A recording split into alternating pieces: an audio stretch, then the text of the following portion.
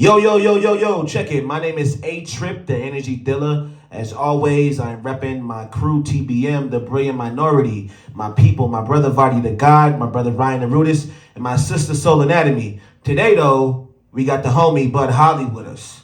And we going to have a conversation, right, Bud? Absolutely. You feel I'm me? Super excited, man. Thank you for having me on here, man. Hey, bro. I had to have you on here. You already know that. Absolutely. It's all love all the time. Hey, so check it. Bud has been busy. Some may say busy as fuck. But hey, as the independent artist, that's what you gotta do. That's how you gotta be. You feel me? So we're gonna pick his brain a little bit and we're gonna see like what moves him and what keeps him going. You feel me? So Bud, go ahead and introduce yourself to the folks and anything you may want to plug. Yeah, absolutely. So I'm Bud Holly, Trent Rhodes on Facebook. I have music on Spotify, Apple Music, Deezer, anywhere you can digitally stream music. I have Make Music Art Again, Scientifically Dope, Pine Trees, all of those available on all streaming platforms. I have homies in South Dakota, Dakota South Records, shout out to those guys. Damon Perry, Brandis B. Knutson, DJ Julio, I've done stuff with all of those guys. If you want to check me out or anything that I've done so far, those are the platforms that you can check it out on. Hell yeah. That's what's up. So you just heard the man. So run over there, hit the platform, see what he's doing, right? Because we're going to talk about some stuff today. And after that, check his music out. Support local. Because anybody that makes it to That's the Tryp podcast, they're here for a reason. And we're going to talk about what they're doing. You feel me? So, Bud, yeah. As far as the music goes, what's been going on with you? Like, what you been up to? So, currently, I've got a project in the works called Table for Two. I got a few beats from a buddy up in Canada. Shout out to Ty Candy. He is going to be providing 7 of the beats on that album. I'm hoping there's going to be around like 15. There's going to be about 15 tracks on there. Okay. New stuff that you guys... up here, I've performed a few of them. And I've performed a couple of them up in South Dakota. So a lot of it's going to be all fresh. Got you. All okay. new stuff. New shit. Yeah, super excited about it. It's going to be the most updated material. And I'm working on getting it out as quick as possible. That's fire, bro. That's fire because, like, as artists, I'm an artist myself, what goes into that? Mm-hmm. The whole project, the album, like, working with the producers, finding the beats. Yep. And then you still got to write the lyrics. Then you still got to, make the concepts, put it all together. Yep. It's a lot that goes into it, right? Absolutely. So you're working with folks back home? And currently right now, it's all independent. I ended up branching off and started doing my own thing. Make Music Art Again was all through Dakota South Records, and anything previous to them, or anything previous to that album was Dakota South Records. Gotcha. And then within the past couple of years, I branched off and decided to try and take this on myself.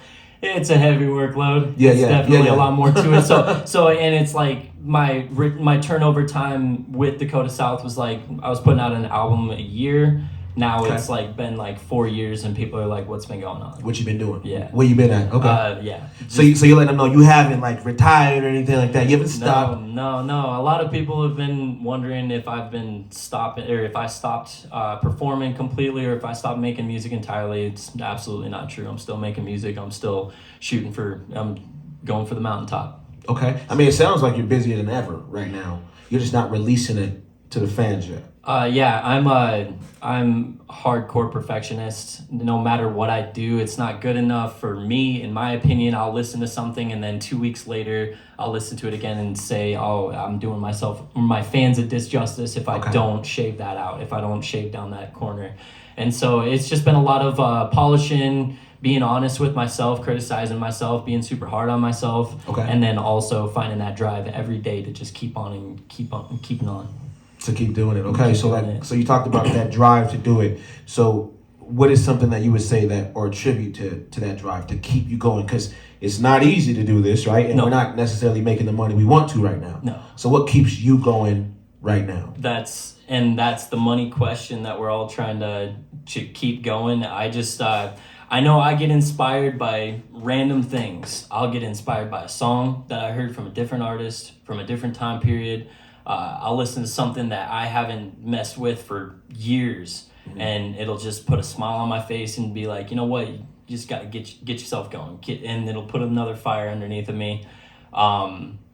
that's a lot of what the timeline is taking too, is just finding that, I see this next step that I got to take, and until I figure out how to make it as easy as possible, I'm just gonna sit back and try not to do anything too early. I want everything. It's super crazy, and there's no possible way to handle this or make this happen. But I want everything to go as smoothly as possible. Like you said, we're not making money from this, but there are people that have made money from it, and if I can kind of model what they're doing and try and figure that out, that would be like, I want to make great music, and I want to make great music for you guys, and I want to do it until the day I fucking die, but I can't do it if I'm spending a 9 to 5 working for somebody else all the time. I'm giving my life to that guy, and he's owning his own business. That's totally cool, and that's the path that I've chosen. But if I could choose it to be my way, yeah, dude, I would own this business. I would own my music business, and I would generate income from that as much as I can, or as much as I could. Listen, bro, I hear you loud and clear. I think they hear you loud and clear as well. This is where your heart's at. You want to make music.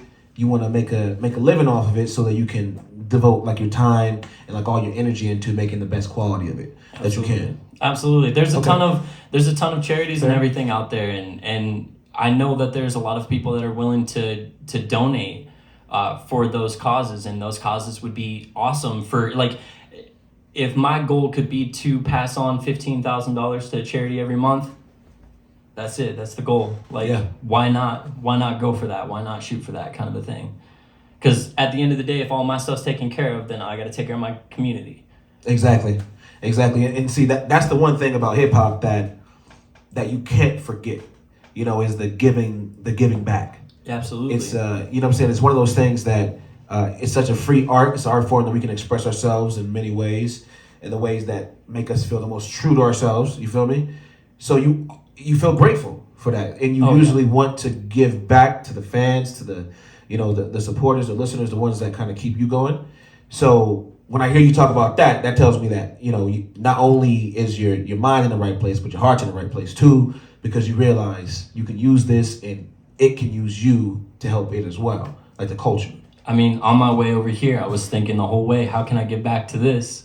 Like, ATRYP, you're giving me an incredible opportunity and a platform to speak on, and that's super amazing. And all I want to do, like, in my opinion, the least I can do is share it to my fans and share it across all of my platforms and make sure that as many people can see this as possible and get as much reach for it as possible. And that's all I think about all the time, is like, how can I keep on giving back? Bro, that's respectable, bro. And I appreciate that. And I see that. Not even just me, but like onlookers see that. The fans see that. They can see when you love it beyond just yourself purpose and goal, when it's bigger than just you. So you're exerting that energy. In case you didn't know, you are. We see that. And that's the reason why I wanted to have you here today. You are persistent as fuck. Probably one of the more persistent cats that I know. I mean, we were supposed to do this maybe a month ago, a couple months ago, right? Shit got in the way. Schedules, his schedule, my schedule, and consistently you hit me up about this. So consistently you were like, hey, look, this is where I'm at. This is my schedule. So if you have any time opening it up soon, plug me in there. And it worked. And is rewarded as almost like the hustle, bro. Because like that's what anyone wants to see. Yeah. You want to see someone not taking a no, or not taking I don't want to inconvenience anybody. No, like they're seeing their opportunity and they're saying, let me go grab it, Yeah. Oh, dude. Yeah. And that's just, if I had any advice for anybody who's trying to do stuff in this community and with people, it's, like, you got to care about you. You got to care about what you're doing. So if appearing on something or doing something is important to you, you got to keep on hitting up that person. And it's not like, don't go to that person and be like, hey man, what the fuck? Like, why aren't you fucking with me? Because nobody cares. Nobody gives a fuck about that person. It's about being consistent and saying, hey man, I know you're busy. It's okay. I'm here for you when you're ready. And you may wait a minute, you may wait 5 years, But if you made it on Sway in the Morning in 5 years from now, you made it on Sway in the Morning in 5 years from now, and nobody else fucking did. You know, while everybody else was sitting there trying to figure out or waiting for it to happen, waiting for Sway to call them. Because Sway ain't calling anybody. And nobody's calling it. ATRYP's not calling anybody. Nobody's calling anybody to do shows around here. If you want to do something, you got to care about it. And you got to bring it. Look, Bud, like, I want to clap for that, man. Like, I want to clap for that shit because, like that's really, like, that's so important. Like, that's a gem, bro, that I think that most people don't have. They wouldn't pick that up unless you kind of lived and learned a little bit, like kind of how to go through it. I fucked up so much shit in my life, bro. I've told so many people to just fuck off and suck it, and now I'm an independent artist, man. So, yeah. You know, like, at a certain point, you got to realize, like, that just doesn't work, you know. Realize where you're at in this world, who you are, be socially aware of yourself, and know, like, you know, it's just going to take time. It's just time. That's all it is. That's all this life is. That's it, man. It's a time. There's I read a quote. I want to say it was from like 50 Cent. I'm not 100% sure, but he said it's that. his birthday today. Is it? It's Well, shit. Birthday. You know Eminem what? Posted that. The quote? No, Eminem that it's posted. both. Yeah, he said "Happy Birthday, Curtis." Oh, got you. And it was him with Curtis and shit. Jay. I'm happy that I'm about to share this quote, and I really hope it's from him, right? But he said that he had to go through all of the rejection in the beginning, and he almost feels that like anybody has to go through that because you got to get tough skin. Because once you get to the level that he's at, if you don't have tough skin, you'll be eaten alive because you're constantly criticized, you're constantly under a scope, whether you did something or not. It doesn't matter. There's narratives out there about you. Yep. So he's like, you know, all the time that I was, you know, putting in that, you know, 5-10 years of just putting out music, not many people listening, sending records out to people, knowing that it was good, knowing that this is my best shit, and they're not responding to it. Yep. He said there came a point in time when I had to realize, you know what, this is not the time right now, because I'm putting out the best shit. I just gotta keep doing that, and then when the time comes, I'll be ready. And also, I'll have skin thick enough so that now, I mean, look at 50 now, bro. Dude, they re-rated all of those albums. Eminem's first few albums that he put out, completely criticized, scrutinized, got sued over that shit. Nobody wanted to hear it. Nobody wanted anybody. Re-rated in 2018, I believe, somewhere around there. Don't quote me. Re-rated, and one of the best artists of all time. But how long did it take for his albums to be recognized? Is that another great example is Love Hurts or Truth Hurts by Lizzo. That song came out a long time ago. Yeah. That song came out a long time ago, got really, really famous just a few years ago. Super big, but it's been a song for a really long time. And that's we're all gonna run into that. I feel like I'm running into a lot of that. I feel like a lot of us are kind of, after 2020, the ground has been kind of leveled, and we're all just kind of meeting a lot of resistance, and whoever pulls through, you figured it out, man. Like, that's what we're trying to do, is we're all trying to figure out how to stand above the ground that got leveled in 2020. That's how I feel. Hey, listen, bro, I respect it, man, and honestly, since you mentioned that, right, like the fact of continuing to go through it, the resistance, right? So, on that note, how do you deal with the resistance? Because it's not easy, right? When you do encounter something, when you do make your best song you feel you ever made in your life, and you're not getting the response that you feel you should get for that project or for that song, like what are some tips or tools that you use to kind of keep your mental straight, to not allow your mind to go into a negative aspect or a negative way of thinking that will prevent you from going forward? So there's a few ways that I do this, and I'll bring up a quote that I saw the other day on Facebook of Russ saying that your best song is on your computer. You know, get out of your own way, and that's so true. And especially in my position, I've got a ton of songs that are on my computer right now that I'm just dying to share with everybody. And those are the days where I feel low, where I'm like, nobody knows who I am. Nobody hears what I'm doing. Nobody cares. Like, nobody feels that. And then I'll hear that song, or I'll start singing a tune myself, or I'll work out a little bit. I'll do a little bit of exercise, or take some supplements, eat some food, do something to make myself feel good in that moment, and then find that drive. A lot of drive comes from making that music, you know. I could probably cure my depression just by turning on my program, throwing my headphones on, and just sitting in it for hours, literally 8 hours a day. I could mix music, and that's my getaway. People who have watched me mix music, they've seen me that I just get lost in it. They can't talk to me, they can't engage with me, because I'm just so far deep into, dude, I know how this is supposed to sound, and I'm gonna make this shit sound this way. Watch this shit. And so those are the things that I do to kind of get out of that funk, is do anything I can to make myself feel good. And music's a huge thing, or art is a huge thing for a lot of people. Just that type of release and that melodical feel. It doesn't even have to be hip hop. It doesn't have to be rap. It doesn't have to be country. It doesn't have to be rock. You could listen to some meditation music, or rain while you're going to sleep. You know, all stuff like that. And breathe. A lot of breathing. Yeah.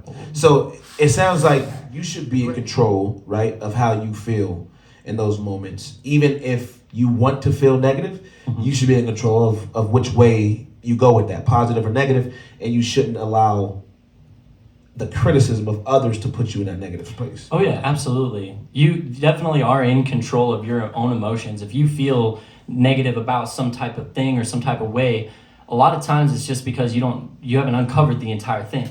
You know, maybe do some research, look into it a little bit more. Maybe that person's busy, or maybe that person's going through something that you can't think or see about. You know, so maybe it's a good idea to ask them and see what's going on with them, or if it's a relationship thing. But if it's a you thing, yeah, dude, you're absolutely in control of it. Nobody can really offend you unless if you let them. That's your choice. Yeah. You know, bro, I agree with you. It's actually something that I like to live by is the notion that as long as your energy's good, so as long as you control your energy and you make sure it's good, it doesn't matter what anyone else's energy is. So if I'm right here and I feel good about my life, the direction in which I'm going, my thoughts, my reality, even if it isn't where I want it to be now, knowing that I can get it there, like if all of that's in check in my mind, then my energy's good. Yeah. And if my energy is good, then my energy is strong, and good energy is stronger than negative energy. So if my energy is good and strong, then it doesn't matter what anyone else is doing around me. If they match it, great. You know, if they don't, then they won't come around it. And I think that's the beautiful thing about keeping your energy pure, is when it's good and it's pure, bro, then you attract just that around you. So anyone else is gonna go the other way, because they're gonna come here and they're gonna be like, oh shit, like this is uncomfortable. Like all this good energy. Like you know, I need something a little more toxic, and they're gonna go find it. You know? And that's that classic saying, you are what you eat, or you put out what you input. What you intake is the exact thing that you output into the world. And if you're eating junk and not drinking water, man, hydrate or die. You know what I'm saying? Like, drink water, eat natural shit, like put good stuff into your body. Don't expect to be eating Taco Bell and to have like good vibes every day. You know, it just doesn't happen. And what a lot of people don't realize is when you're on this journey of trying to be positive and all this kind of stuff, people are like, oh, he's just the positive guy. He's just happy all the time. Like that's all, he's just putting on a front. No, it's a legit like theory that if you are positive all the time, people and things will pick up on that and they will attract towards you. And what a lot of people get lost in is they're like, well, I've been trying to be positive and all I get is people that are assholes to me. Well, it's like, yeah, some people are assholes. Sometimes they're assholes. And that's just on them. That's not an on you thing. All you have to do is just be happy. The next time that you go into a store and it's a store that you haven't received any customer service from, go in there with a smile.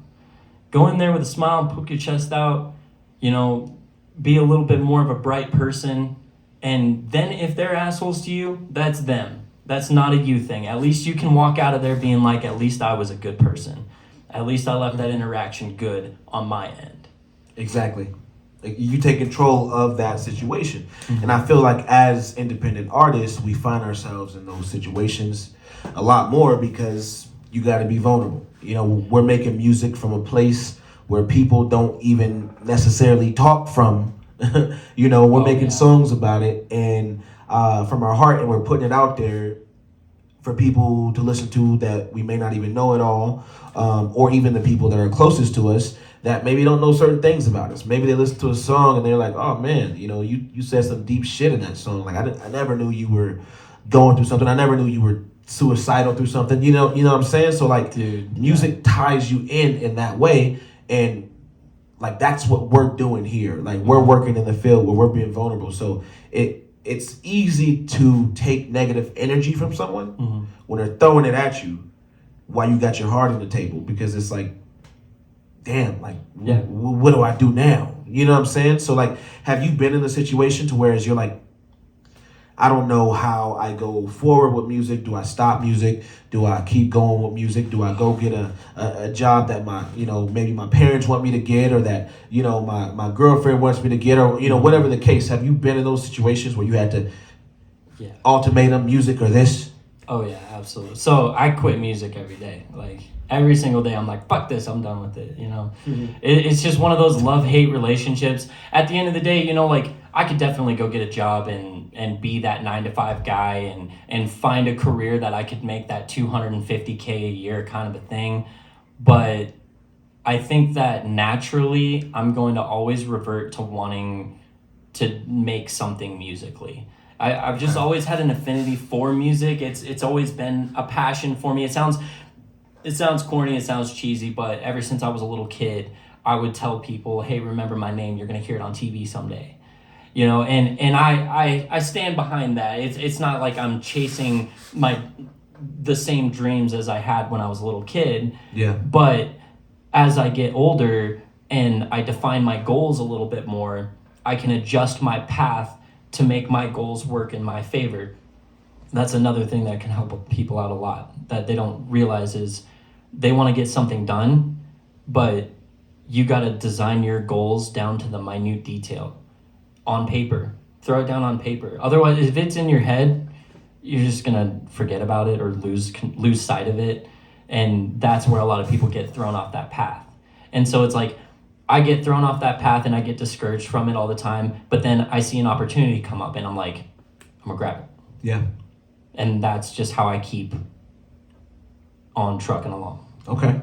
I like that, bro. To speak to that point, a lot of people don't even realize that. What you just said, just writing it down, because like, the power of writing. Absolutely. Exactly. It's like if you get up, you go work a 9-to-5, right?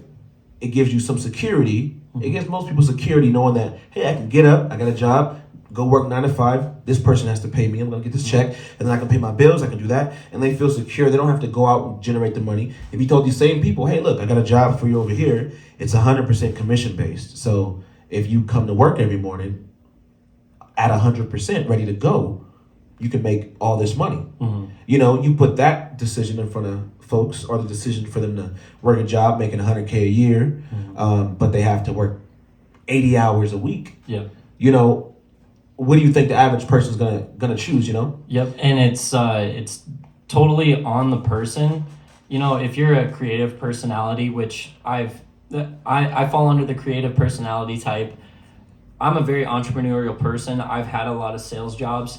Sales jobs are difficult just because if you're good at them or if you're not good at them, it's a very a mind-oriented thing. And so there could be days where you're killing it, but there's other people that are just trying to, get in your head and undercut you and make you feel weird and all that kind of stuff. So personally, I don't like the sales route. I could probably sell something, maybe, that would make me that money. But I think you're selling the hardest thing in the world to sell right now. Absolutely. Well, and music. So I have a buddy who commented on one of my posts, and he was like, because I was fucking making fun of girls who sell their titties and shit, but like whatever, whatever. But howdy, ladies and gentlemen. Check it out, dude. Like, I'm doing the same exact thing though, because he commented, he was like, well, it's just a hustle, like there's we're all just trying to sell something. You sell music and they sell part of their body. And I commented back, I was like, well, there's not really much of a market for I Want to Be Rich by Bud Holly on Make Music Art Again, but there's definitely a market for some good looking titties. Then I thought about it, I was like, there's a good market for good looking titties, but there's also a good market for good music. There's oh, absolutely. There's and he was also commenting saying that there's a good market for a good for decent looking titties with a good marketing strategy. So whether that be true or not, absolutely.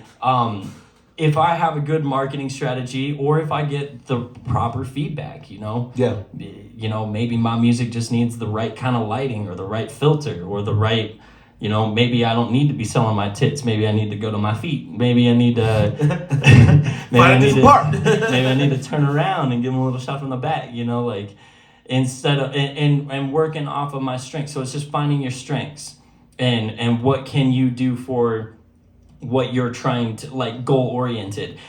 Personally, I mix and master music. There's a ton of people. It's not a super difficult thing. There's a ton of people who mix and master music, but if you don't know how to do it, it's a fucking gem. It's really hard to find somebody who is willing to produce your album for you. And we've ran into this our whole lives, but the deal with me was I don't have the money to drop on studio time. I don't have the money to drop on recording, mixing, and mastering, especially from 3 different places. And so I just kind of learned how to do all of that. I took $40 in my pocket and went into Radio Shack one day and bought a $40 Samson Meteorite, hooked it up to Audacity, and that was the start of my journey. And then 10 years later, I'm on my 9th year. Now I feel comfortable in my chair. I feel comfortable what I'm doing. And if somebody comes in there and into my studio and they're like, I want to make a really good song, bet. Let's fucking do it. Let's fucking get this. And I know that there are a ton of other people that offer that. But that was one of the things that I needed to be my strength. So right now, a weakness that I have is the stage show. It's not that I have a weakness in stage presence, but I have a weakness in accessibility to equipment. I don't have a DJ board. I don't have lights. I don't have a stage. I don't have a sound system. If you wanted to put on your own show. If I wanted to put on my own show, I would have to pay out of pocket what I feel like would be appropriate for my people that are helping me out. I would hire my homie Tom Vick. He does sound around here. He has shout out Tom Vick. He has a sound system. He has lights. My homie Freestyle Fresh has speakers. So shout out Fresh too. Man. Shout out Fresh. Shout out Nick Busy. Shout out all those guys, dude. Yes. I would hire those guys to help me out with the music right now. And those are the people that are putting on the shows, by the way. A lot of the local artists, that's that Nick Busy, and he works through Tom Vick and through Freestyle Fresh because they own the equipment, which is totally awesome and fair. In my opinion, I'm going to rent you out for the night, but I'm going to pay you fairly. And the way that I determined it, I just wrote down, I was like, if I was putting on a show, how much do I think would be appropriate for them? And that's why I came up with my budget of $2,000 for my album release, because I want to throw a party here and I want to throw a party in South Dakota for my fans in South Dakota, but I'm not going to short my people. And I'm not going to do it if I just don't have the money. I can't pay $500 out of my pocket. I don't know anybody who can. And that's the thing about this music, and is it doesn't matter to me where the money comes from. What matters to me is that the equipment's there and the mic's plugged in and I can fucking rock your face off. And you're ready to go. And we're all ready to go. Yeah. No matter who gets on that microphone, it sounds good. The system's all set up. The lights are cued in. And everybody's sitting there with their popcorn going, wow. Yeah. Give them a fucking show. Bro, that's real, man. So, speaking of this album release, so, that's because the new album, which was Dinner for Two, right? Or Table for Two? Table for Two. Yeah. Which I like, bro. That's a witty-ass title. So, I know you got some shit as far as the concepts going with that. So, as far as that goes, when do you have a release date for that guy yet? Or is it something that's still out there on the horizon? Currently, I'm not putting a release date on it until I have some more money raised. Okay. I would love to get it released this year. I'd love to get it released next month. I would have loved to have released it on 420. But until I have those funds stacked up, I'm just putting a hold on it for right now. And that could affect the certain songs that I put out. I could add more. I could take one or two off. So it's just kind of time will only tell. Yeah, okay. And we know time's not going to hurt that. No. You know, when you're putting together a project like that you want to be proud of and you want to just really put your best foot forward on, a little more time's not going to hurt, man. It usually gives you some time to get some loose ends tied up, get your I's dotted, your T's crossed, all that, bro. So that's good to hear, bro. So the album is, what features you got on there? Who you working with on there? Other than, I know you mentioned the producer back home. Are you working with any other rappers, singers? So currently I don't have any features on there. I do have a song with Tom Vick that I probably will end up adding to that album just because it's a super fun, energetic track. Okay. I'm gonna sit here and tell you that we need to put something on that. Bro, I thought you were going somewhere completely different with that. I thought you were about to say, I'm not giving out the feature list right now. Oh, no, under wraps. No, bro. Okay, so you said we need to get some on the project. Bro, look, man. Man, you know my fees. You know, I'm at that $2,000 rate for 4 bars. 4 bars, 2,000. All right. Nah, bro, you already know, man. Shoot me the track and we got to get on it, bro. Because, like, right now I feel like this is a lot of people are making, a lot of good artists that I'm a fan of, that I respect, they're making music right now. They're cooking. You feel me? So I feel like there's going to be this period of time where we're releasing music back to back, and it's going to speak for hip hop right now. You know, so I don't find negativity in the time, because like I'm in a similar situation as you. I haven't released a song to my my Spotify or any major platforms in a couple years. So it's just been like, just really stewing, working on the next project. What I want next is going to be the best. My next thing is my best thing. You feel me? So but you got stuff going right now. Yeah.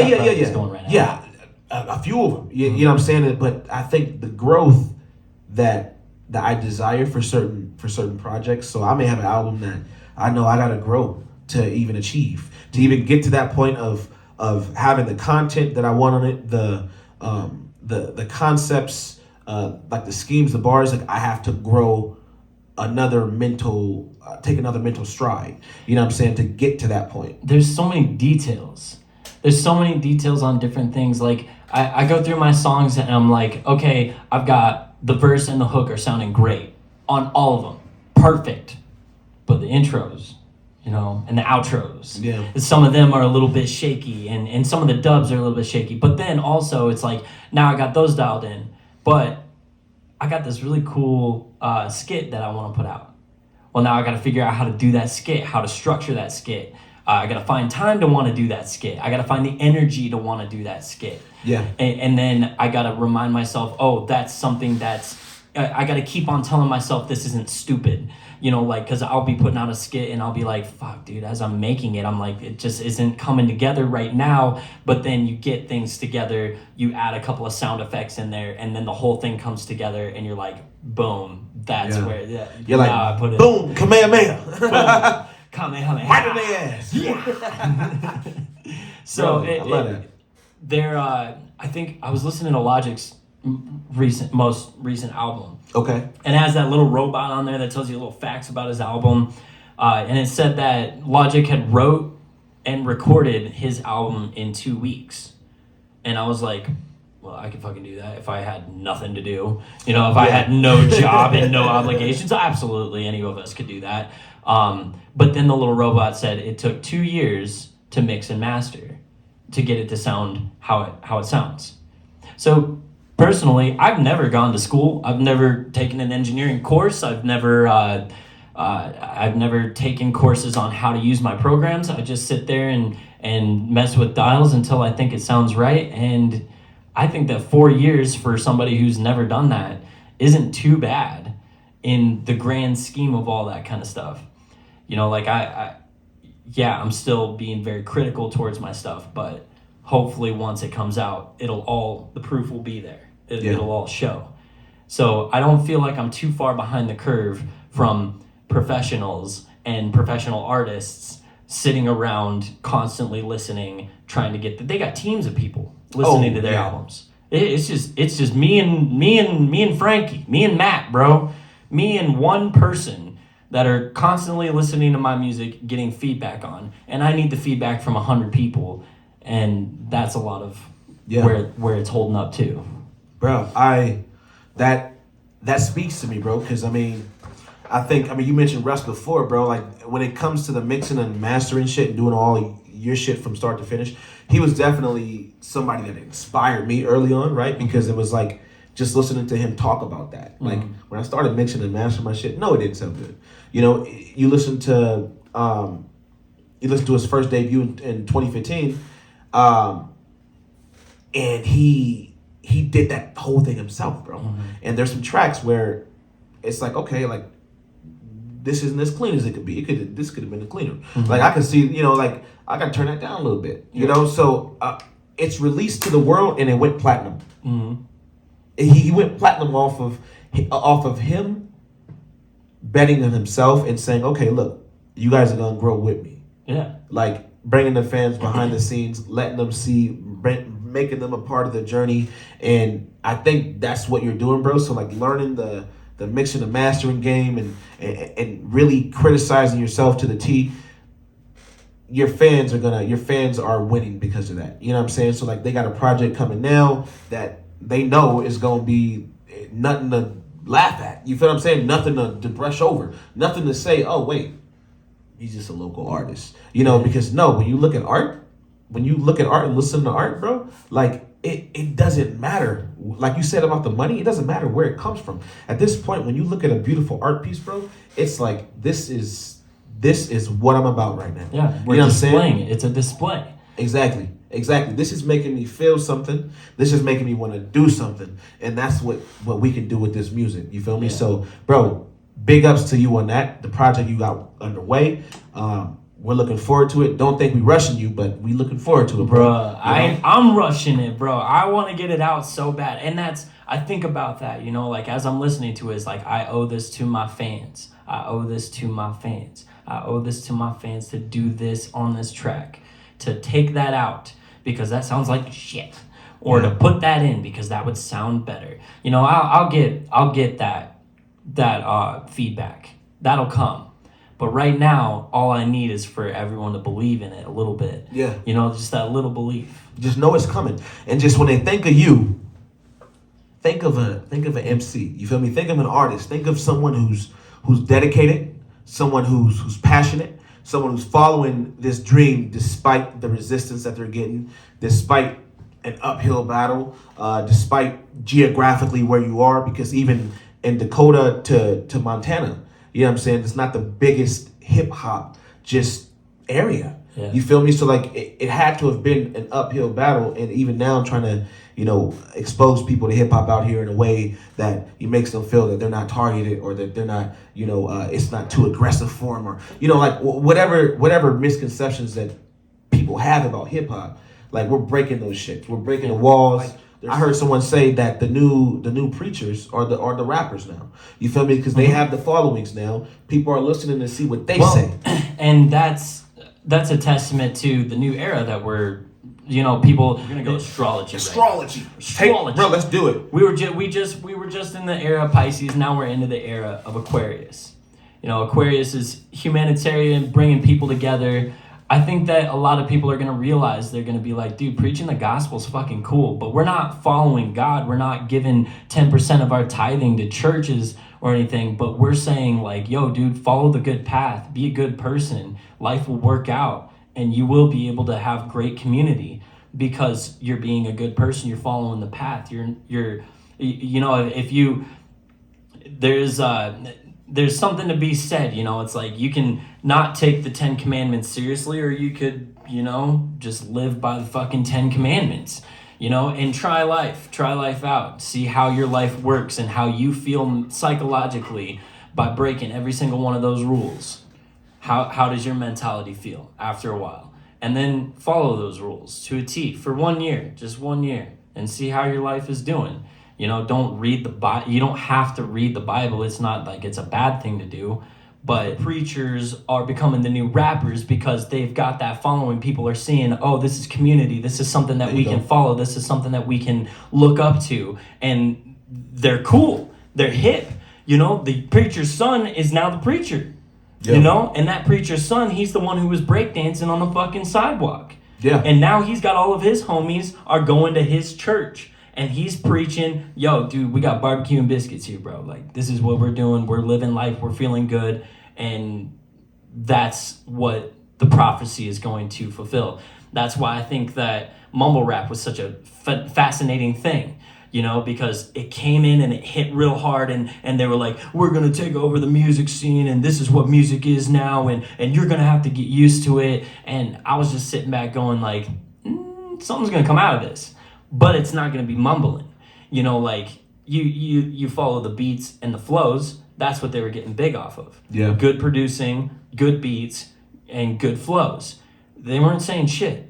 But, you know, take the good beats, take the good flows, and start saying something. It's crazy, bro, because I feel like right now we're at a time to where we appreciate the lyricists, we appreciated rappers coming up that had something to say that spoke to us, right? And then we went through that phase of like the mumble rap, and they weren't saying nothing, but it showed that, wait, these producers, these guys making the records, maybe we should like look at them because this shit is amazing. Like, this shit sounds great. It's selling a lot. They're selling a lot. They're reaching a lot of kids, right? It's crossing over just racial barriers. Yeah. Now you got white kids in the suburbs that, you know, they don't even see a black kid around, but they're walking around bumping Future like it's like that's all they've ever known. You feel what I'm saying? So like, it showed that we should look at the people that were doing things. So now, the respect that I have for producers, bro, that were able to take that music and make it listenable. The engineers that had to chop in and all 1,000 punch-ins that are off beat or off cadence or a note here, a note there down, having to mesh it all together to make it sound good, bro, they're fucking magicians. Yeah. And I think that like that made me look like, okay, let me look and see what they're doing. This engineer, this producer. And then you start picking up different things from what they're doing to add to your craft because it's a valuable skill. And that's why you've been so deep into it, figuring this shit out because it's expensive to outsource like that, right? And if you can do it yourself, you just make yourself a bag. Yeah, exactly. You make money off of it. Exactly. Yeah, absolutely. They've been saying that for years, you know, like Katy Perry can't sing. I'm calling you out, Katy Perry. You know, that's what your producers say. But the producers make Katy Perry sound like fucking Katy Perry, which is amazing. Yeah. But people don't look at it like, you know, oh, whoever put out Britney Spears' album, that's the producer. You know, the producer's what made Britney sound like Britney. No, people are looking at it like, oh, Britney is what made Britney sound like Britney. Yeah. Crazy example, I guess. We could go. All different directions. I think that was perfect because there was just the verses with that. I don't know if you heard about that. What's that? Where people could like there was the verses with R&B singers, and you know what I'm saying, Amarion was one of them, Ray J was one of them, and like they didn't show up vocally at all, bro. Yeah. Like they sounded horrible, and then you have to go back to listen to these records, and you can hear the producers and the engineers shining brighter than the vocalists. Yeah. You feel what I'm saying? Well, and I think we're in that period where you know, everything's so digitalized. You're used to hearing a certain sound and things come off a certain way. And if they're not meeting up to that standard, then we just look at it, that's not up to par. But I don't know a person in this world that could sing like Ed Sheeran post-production. You know, there's not a person on the planet that can sound like you sound post-production. We're raw on the mic right now. But if we sat there in the computer, we could widen our voices, we could put some echoes, and we could make it go all over the place. We could cue in certain sounds, we could cue out certain sounds, we can bring music in, we can fade music out, we can cut things in half and stretch them, we can tighten them, we can make them all sorts of things. It's basically like if you've got a vocal or an audio sample, that's our clay, and we can do whatever we can make a frog sound like Mariah Carey if we wanted to. You know, it would take a long time, but you can get to that sound. Yeah, it's frequencies. Yeah. You can bend them to sound however you want. Exactly. And so once you get to that point, you know, I think what's really lost on people is that natural talent. A lot of people give T-Pain shit because he made it an industry standard for autotune, and people were like, well, thanks for ruining the music game. But if you listen to how T-Pain sings, he's a fucking singer, bro. Absolutely. He's got a great fucking voice. He has a legendary voice. Absolutely beautiful tone voice. You don't need to auto-tune that voice, but he auto-tuned it because that was a signature sound that he was able to produce with his body. He was able to make it sound like that. You go on before others were. Exactly, but there are plenty of people that have tried to do the auto-tune thing. You could get T-Pain or you could get Lil Nas X. It just depends on what your voice is. Or you could get Quavo. You could get Migos sound. You could get good point. Yeah, you could. It's all a testament of to where you're from, how you were raised, and who taught you. Like, who showed you how to do what you're trying to do. You know, if your influences are Eminem, that's going to show in your music. If your influences are Kendrick Lamar or J. Cole, that's going to show in your music. You know, I hear a lot of Run the Jewels in your stuff. You know, like I feel like you guys pack a really hard flow. You guys pack. Shout out Run the Jewels, dude. Run the Jewels, fucking kings, bro. But that's what I'm saying is, like, I can see those elements of professionalism, and I can tell where you emulate them from, because that's what works, and that's what there's no chord that you can play on the guitar that's going to surprise anybody. You know, it's all been played before. It's all been said before. It's all been talked about before. What's going to help us stand out is executing properly. Like, if we can properly execute our songs, or if we can properly execute our presence or our image, then that's what's going to sell, because that's what's going to be received. Mm-hmm. People are going to be, you know, you got your vacuum cleaner shit. You know, you got one vacuum cleaner company here and another vacuum cleaner company over here. You know, this company markets in one way, and this company markets in another way. But this company views them marketing in that way, and they steal their marketing tactics, and now they're the higher up company. Somebody came up with Uber before Uber was a thing. Yeah. You know, they just failed at it, and the person with the name Uber took it over and executed better. Yeah. And so now the person working for Uber no longer has to work, and the guy who had Uber before it was Uber, you know, is in the employment line. Exactly. The unemployment line. Or wherever. I don't know who he is. I don't know where. There's no disrespect. Shout out him too. Where's he? Him or her? I don't know. Yeah. I hope you're doing good. I hope you're feeding your family. Whoever came up with that original idea before it was Amazon. Mm-hmm. You know, I hope you're doing well out there. But I think, man, you are an incredible individual, bro. I think you're talented. I think you got a fucking lot to do and accomplish in the hip hop realm, because you can. You know what I'm saying? And I think when the ceiling's that high, then there's usually a lot more building involved, you know what I'm saying, to make that motherfucker sound and structured. And you got all that. You just fucking are building higher than a lot of other cats. So when you're doing that, you got to do a lot more. And, bro, it's seen, it's respected. And I'm looking forward to the new project, bro. Hit me up. Let's work on some shit. And I mean, if you want to kick a 16, bro, if you want to kick a 16 for us, rap a little bit, because we've been talking a lot about the music, you feel me? Yeah. But, like, if you want to show them what Bud Holly does, like what you do, we can get that going, bro. Yeah, I could do that. Hell yeah. Yeah, I got a little, I got something that I wrote. Okay. I'd have to read it off my phone. It's pretty quick. All right. Ladies and gentlemen, pull out the Pendleton. It's inevitable. Pass me the ball again for me to kill it. I'm bringing the syllables, fillables, danimals, animals, cannibals, Adderall. Had to fall back up and down again. Had I had a father, I would have been gross. Without my mama, I would have gone broke. Had you stayed home, you would have never known. But Holly's the name and I'm still in the show. Now everybody give me space. I'll sit them at the bit of the bed of the bell. Been a man, better bring a A game if you're trying to kill the shit. If you got heads, let me go and see your bob in them. Put your hands in the sky if you fucks with this. This is stone cold robbery. You got a number one slot for the best and it's on to me. I practice like it's honestly the best job I could have had if I got the gig. Trying my hardest to be the starving artist who's driving an Enzo. I want a Benz, a Ferrari, and an Evo. I don't need your whole lives, no, just a window. Right by the fan and the lamp where the light go. Holly.